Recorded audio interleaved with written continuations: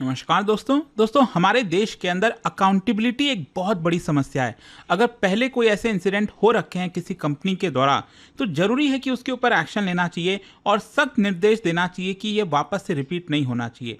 Cough syrup के बारे में आपने पहले भी सुना होगा, कई बार बच्चों की मृत्यु हुई है। यहाँ पर वापस से सरकार को एडवाइजरी जारी करना पड़ा क्योंकि रिसेंटली राजस्थान और मध्य प्रदेश में 12 बच्चे बताया जा रहा है कफ सिरप की वजह से हो सकता है उनकी मृत्यु हुई हो। या आप देख सकते हो खबर, now 12 kids death linked to cough syrup in MP Rajasthan, centre issues advisory. इसको थोड़ा सा हम डिटेल में जानेंगे कि एग्जैक्टली हुआ क्या, यहाँ पर क्या प्रॉब्लम आती है। मतलब 2 साल के बच्चों को कफ सिरप क्यों नहीं देना चाहिए। इनफैक्ट मैं तो कहता हूँ 5 से 6 वर्ष के नीचे अगर बच्चे हैं उनको कफ सिरप मत दीजिए। नॉर्मली अगर आप दुनिया में देखोगे तो ऐसा ही यहाँ पर बोला जाता है, लेकिन स्टिल हमारे देश के अंदर कुछ डॉक्टर्स ऐसे हैं जो प्रिस्क्राइब कर देते हैं। कई बार पेरेंट्स यहाँ पर डायरेक्टली कफ सिरप मतलब मेडिकल स्टोर से लेकर जाते हैं और अपने बच्चों को दे देते हैं, तो थोड़ा सा इसमें हमें सावधानी बरतनी चाहिए। चलिए इसके बारे में बात करेंगे, लेकिन उससे पहले आप सबको ये भी बता दूं, आप में से जो भी लोग यूपीएससी की तैयारी कर रहे हैं हमारे साथ जुड़ सकते हैं। लिंक कमेंट सेक्शन में दिया हुआ है, यूज करिएगा code Ankit live maximum discount के लिए। चलिए शुरुआत करते हैं। सबसे पहले यहाँ पर देखते हैं कि एग्जैक्टली हुआ क्या।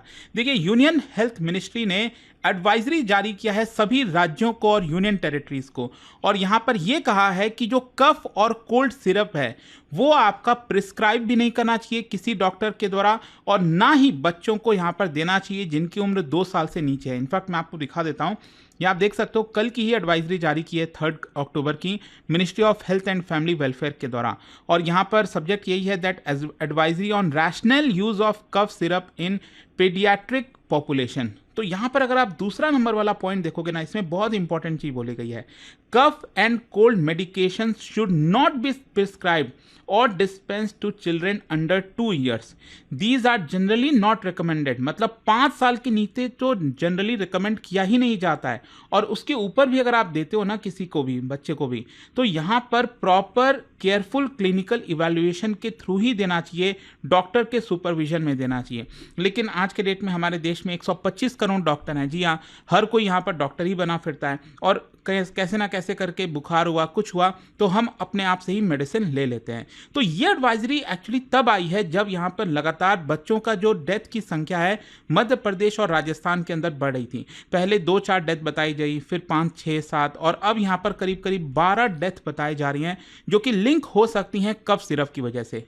क्योंकि क्या है ना, बच्चों के अंदर जो सिम्टम्स ऑफ किडनी फेलियर है वो डेवलप होने लग रहा था, कि जिन बच्चों में पाया गया कि जो कफ सिरप ले रहे थे उनके अंदर जो है किडनी फेलियर जैसी चीजें देखने को मिल रही थी, and that is why finally सरकार को ये एडवाइजरी जारी करनी पड़ी। ऑल्दो इमीडिएट रिस्पॉन्स अगर आप देखोगे तो कुछ राज्यों ने यहाँ पर जो मेडिसिन हैं उनके ऊपर बैन लगाया है, जो डॉक्टर्स हैं, फार्मासिस्ट हैं, उनको सस्पेंड किया। आप देख सकते हो यहाँ पर Rajasthan suspends drug controller cracks down on की कफ सिरप सप्लायर। खैर, क्वेश्चन अब यहां पर यह है कि इन्वेस्टिगेशन क्या चल रहा है। देखो, अभी के लिए कुछ जो सस्पेक्टेड सिरप हैं उनका सैंपल्स कलेक्ट किया गया है ताकि लेबोरेटरी में टॉक्सिकोलॉजी के लिए भेजा जा सके। यहां पर जो रिजल्ट अभी तक वैसे तो पेंडिंग है, लेकिन प्रिलिमिनरी रिपोर्ट में अभी कुछ आया नहीं, इनकंक्लूसिव है, और इन्वेस्टिगेशन अभी भी जारी है।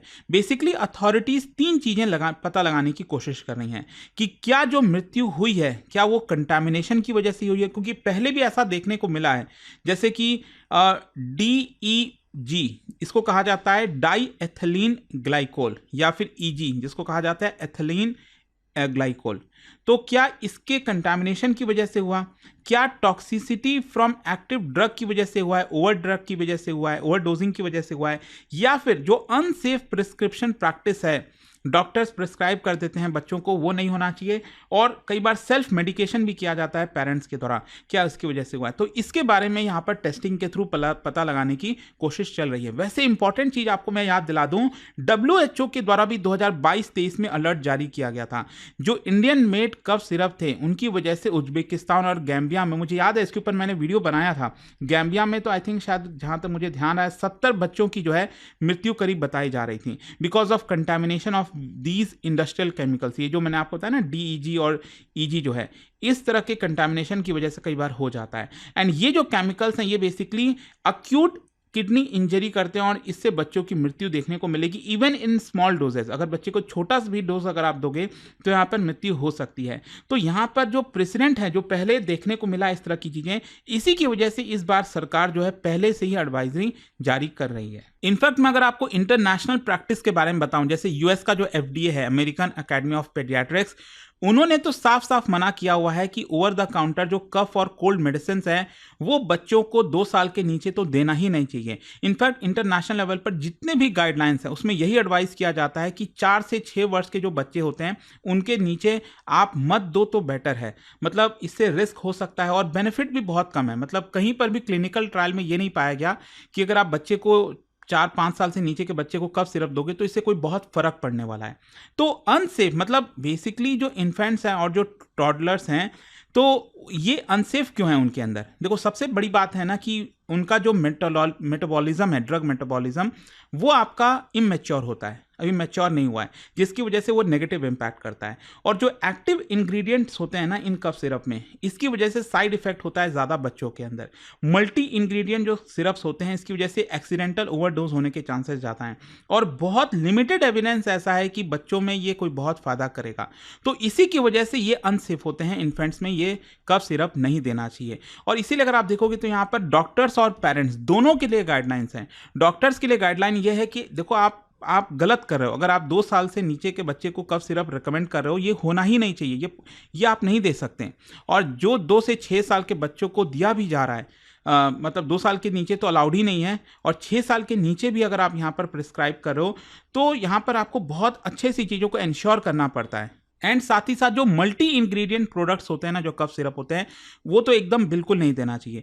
प्रिफर ये करना चाहिए सपोर्टिव केयर, जैसे कि हाइड्रेशन हो गया, सलाइन नसल ड्रॉप हो गया, ह्यूमिडिफाइड एयर हो गया, पैरासीटामॉल हो गया। पैरासीटामॉल भी वेट बेस्ड के हिसाब से होता है फीवर के समय। तो यही चीज़ें आपको देना चाहिए, सपोर्टिव केयर, ना कि कफ सिरप आप दे दो। और अगर दिया भी जा रहा है किसी को तो आप प्रॉपर देख लो जो बैच है, मतलब कौन सा कफ सिरप दिया गया, उसमें प्रोडक्ट कब का बना हुआ है, क्या है, तो वो बैच सारे आपके पास रिकॉर्ड होना चाहिए। और कोई भी अगर नेगेटिव असर होता है तो तुरंत सरकार को इसके बारे में बताना चाहिए। वहीं पेरेंट्स के लिए भी गाइडलाइन यही है कि आप सेल्फ मेडिकेशन मत करिए बच्चों के अंदर।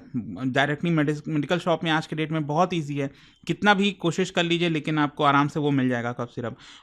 और यहाँ पर 2 साल के कम बच्चों में फ्लूइड देना ज़रूरी है, रेस्ट दीजिए, सलाइन नसल ड्रॉप दीजिए, फीवर जो मेडिसिन हैं पैरासीटामॉल वो प्रिस्क्राइब किया जाएगा तो ही दीजिए।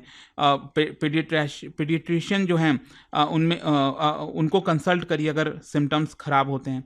और एडवर्स रिएक्शन होने पर तुरंत जो है, एक तो सिरप बॉटल जो है उसका ब्रांड, बैच नंबर सब अपने आप नोट करिए, अर्जेंट हॉस्पिटल केयर के लिए जाइए और लोकल हेल्थ अथॉरिटीज़ को इन्फॉर्म करिए। तो दोनों के लिए यहाँ पर है, डॉक्टर्स के लिए भी और पेरेंट्स के लिए भी। अब क्वेश्चन ये है कि व्हाट नेक्स्ट, अब आगे यहाँ से क्या हो सकता है। देखो, सबसे पहले तो हमें वेट करना पड़ेगा लैब टेस्ट रिपोर्ट के बारे में कि क्या उसमें कंफर्मेशन होता है कि क्या सिरप की वजह से हुआ है या फिर कंटामिनेशन रूल आउट कर दिया जाता है। और अगर कंटामिनेशन की वजह से प्रूव हो गया कि हाँ इसकी वजह से हुआ है तो हमें एक बड़ा डिसीजन लेना पड़ेगा, सरकार को तुरंत स्ट्रिक्ट एक्शन लेना पड़ेगा मैन्युफैक्चरर के ऊपर, और क्रिमिनल केसेस भी हमें फाइल करने चाहिए। और अगर कंटामिनेशन की वजह से नहीं हुआ है तो यहाँ पर देखना होगा कि प्रॉब्लम क्या हो रही है, क्या पेरेंट्स खुद से ले रहे हैं, तो हमें प्रॉपर अवेयरनेस फैलाना पड़ेगा। तो इस तरह के स्टेप लेने पड़ेंगे। और लेकिन कहीं ना कहीं आपको समझना है कि भारत के अंदर सिस्टमिक फेलियर आपको देखने को मिलेगा, क्योंकि पास्ट में जिन्होंने गलती की है उनको हमने पनिश नहीं किया है। जो मैंने आपको बताया कि WHO ने भी यहाँ पर एडवाइजरी जारी किया था कि जो इंडियन मेड सिरप है उसमें इश्यूज़ हैं। तो क्या होता है, कई बार आजकल के डेट में तो फैशन बन गया है कि कुछ भी हो रहा है अगर देश के अंदर तो उसमें फ़ॉरेन की साजिश बता दो, ऐसा कर दो।